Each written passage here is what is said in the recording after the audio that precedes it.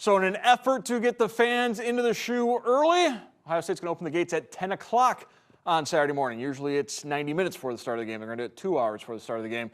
As we welcome in Tony Gerdeman from BuckeyeHuddle.com. Gerd, you're never late to these Ohio State games, are you?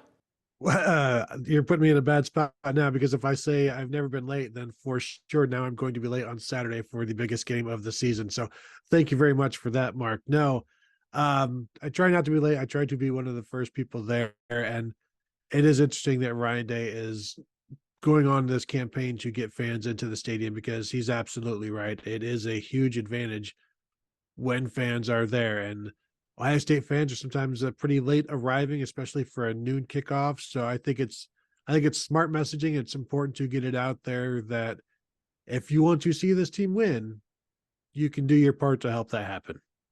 We'll get into Penn State in a second. Final thoughts on Purdue. We have to grade it on a curve because Purdue's not that good, but at the same time, Buckeyes very short-handed against the Boilermakers, and that's one of the question marks going into Nittany Lions is the health of Ohio State. Yeah, it's interesting. I was just writing about the game and the Purdue thing, and Ohio State did this with their fourth string running back and their fifth string / running back / receiver, and they had one of their best running games of the year. And you do grade it on a curve. This is not a great Purdue defense. They've been run on before, but I think there's some positives just to see things working for Ohio State. Justin Fry, the offensive line coach, talked the week before about paring down some of the schemes that they're asking the guys to do stuff they can't do. So now they're finding stuff they can do. And I think we saw evidence of that with some of their counter plays and things that worked for Dallin Hayden. But yeah, they would like to get everybody healthy. And, Ryan Day notoriously tight-lipped about injuries, especially during big weekends. So if they can get 2 of their 3 guys back, at running back, and if they can get a Mecca back, if they get Denzel Burke back, they'll be feeling a lot better about their chances. But injuries continue to pop up 2-3 years in a row now, so we'll see what happens. Let's start breaking down the Buckeyes and Nittany Lions. Defensively, both teams are very solid. 1-2 in the Big Ten, top 5 in the nation in many of the categories defensively. I think maybe they're mirror images of each other when it comes to defense. Yeah, 2 really, really good defenses. Top 2 nationally in terms of yards per play. Penn State number 1, Ohio State number 2. Starts up front with the defensive lines, really good secondaries and linebackers that do their jobs. And this is kind of what we've come to expect over the years, or what we should expect over the years from Ohio State and Penn State in terms of defense, but it hasn't always been that way. But it sure seems to be the case this year. And when you watch Penn State's defense, similar to maybe Ohio State's, Penn State really hasn't played any top offenses. Ohio State is, Maryland, I think you would say, and maybe Notre Dame. But this is going to be the best offense that Penn State has faced. And I think this will be the most talented offense that Ohio State has seen, but it hasn't necessarily been as productive as other offenses, even though I think they are leading the Big Ten in scoring by a wide margin, but they're getting a lot of short fields. Penn State is. And I think Ryan Day said they lead the nation in red zone possessions. I think half of those came from the Iowa game, but don't quote me exactly on that one. Let's talk about this Penn State offense. Quarterback Drew Aller, first year as a starter, saw some playing time last year. An Ohio guy, how did he get out of Ohio and go to Penn State? Why isn't Drew Aller a Buckeye? Yeah, Drew Aller was a 2022 quarterback recruit, and Ohio State had a commit by the name of Quinn Ewers at the time, who was a 2022 quarterback as well. And then Quinn Ewers reclassified to the 2021 class, immediately enrolled at Ohio State, and Ohio State was left scrambling for a 2022 quarterback. And so Ryan Day made a call to Drew Aller and talked to the family, talked with Drew, but he'd been committed to Penn State for a while at that point, and was not just committed, but had grown a strong relationship with the coaches and the players there at Penn State. So Ryan Day said, he respected that, but you had to call to see, because he was a guy that was maybe started out as a 3-star when he was getting attention from everybody, and then really kind of blew up over the course of his senior season, before the senior season with some camps and things, and then just continued to blow up. And Penn State kind of had a diamond in the rough who turned into a 5-star quarterback, and they won that one. And so Ohio State was left scrambling a little bit more in that 2022 class, but they ended up with Devin Brown, who was ranked by one of the recruiting services as the top quarterback in the nation. So I think Ohio State feels okay with how things ended up, and I know Penn State feels pretty good about it as well. You mentioned Devin Brown. Last week against Purdue, we saw that red zone package with Devin Brown. He had a touchdown run and also had a fumble into the end zone. It sounds like that might be a package we see going forward as well. Yeah, it doesn't sound like they're going to put it on the shelf. I think they'll need the situations to happen for them to bring him back out on the field. My first thought when I saw it against Purdue, when the question was brought up, why are you showing this now? My initial thought was because they're never going to run it against Penn State. They just want to waste Penn State's time to, figure out how to just prepare for it and spend time in practice dealing with something that they're never going to see in the game.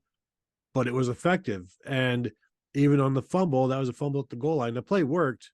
Devin Brown just fumbled. So they were effective in that scheme. So if it's working, then you don't want to just go away from it. Now, like I said, it does take a situational awareness, does take the need for it in there as well. But Ryan Day said, that you ran it against Purdue because you wanted to see if it would work. And that's when if it works against Purdue, then you have it in your back pocket if you want to break it out. Doesn't mean they will, but now it's better to know that it works, at least against Purdue, and that the players know how to do it, and that they've had it on practice and film in a game as something they can turn back to and learn from that. And you saw that it worked, so it can work. Just a matter of finding yourself in that situation against a very, very difficult, tough Penn State defensive front. That tough Penn State defensive front does a great job forcing turnovers, including the secondary as well in that mix. And that was one of the things Ryan Day talked about. Obviously, you saw the example, Devin Brown coughing up the football against Purdue, and Kyle McCord had a fumble against the Boilermakers as well. Ryan Day really stressing the importance of keeping the ball, not turning it over this week. Yeah, I think everybody's expecting a four-quarter game. Like this one will be decided in maybe the last 8 minutes of the game or something like that. So you don't want to give away any possessions in this one, and this could turn on a fumble, on an interception. Drew Aller has not thrown an interception this season. Kyle McCord has thrown one. As you mentioned, he lost a fumble.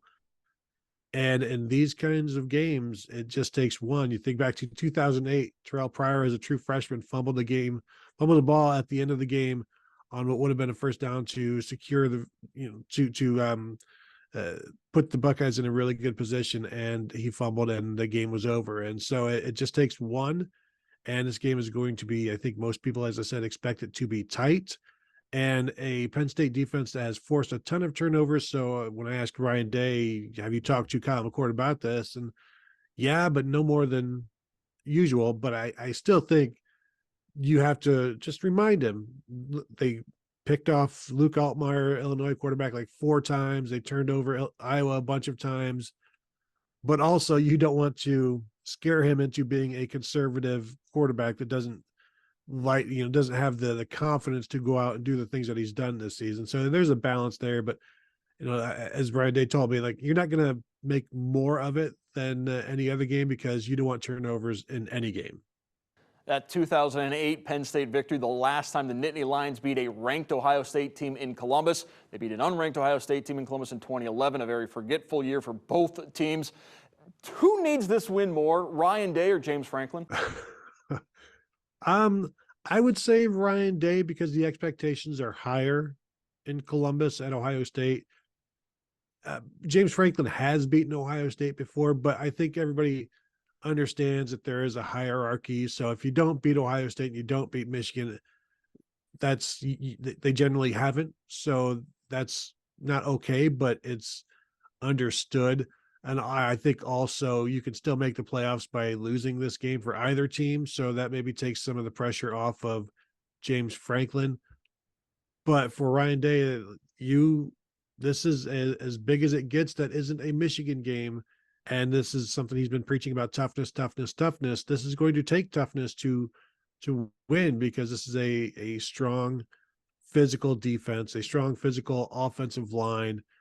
So everything that you're preaching and everything that you lashed out about after the Notre Dame game is going to be on display again. So when Ryan Day said all of the questions were answered after that Notre Dame game, no, they were just they were just withheld until now, and then they'll be answered again. And it always has to be answered in the affirmative every single time because the tests never stop coming. Legendary Ohio State assistant coach Bill Miles has talked about in the past how after every big win for Ohio State, it's no longer quite as big of a win. I think we're seeing the same thing with this Notre Dame victory a couple of weeks ago. All of a sudden it's, well, Notre Dame's not that good anyway, so we haven't learned that much about the Buckeyes.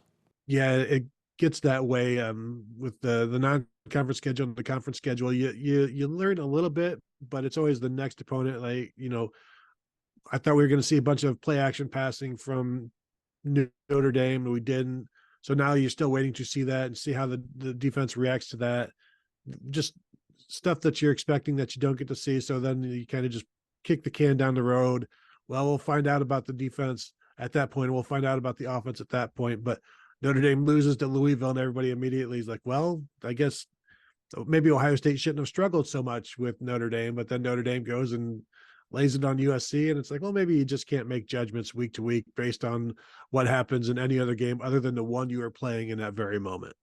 We talked about all the injuries to Ohio State and the fact that Ryan Day never really gives much of an update on those injury situations, so we probably won't know until Saturday who's going to be able to go, who won't be able to go. Of those banged up Buckeyes, who does Ohio State need the most, and who maybe can Ohio State withstand not having in the lineup on Saturday? Yeah, that's a good question because I think the defense is better when Denzel Burke is on the field.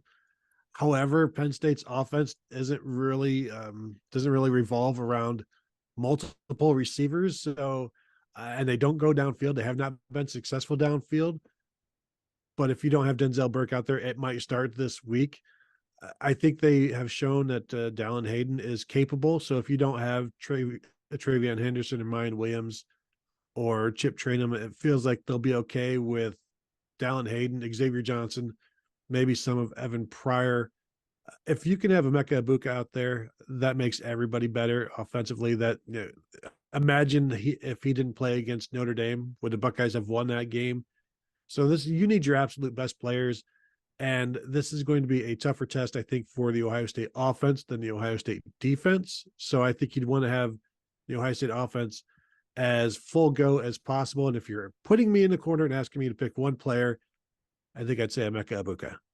Emeka Ibuka missed the Purdue game. We'll find out Saturday if he'll be able to go against the Nittany Lions. I want to thank our guest from BuckeyeHuddle.com, Tony Gerdeman, for joining us and providing some insights on this Ohio State-Penn State matchup. Gerd, thank you again.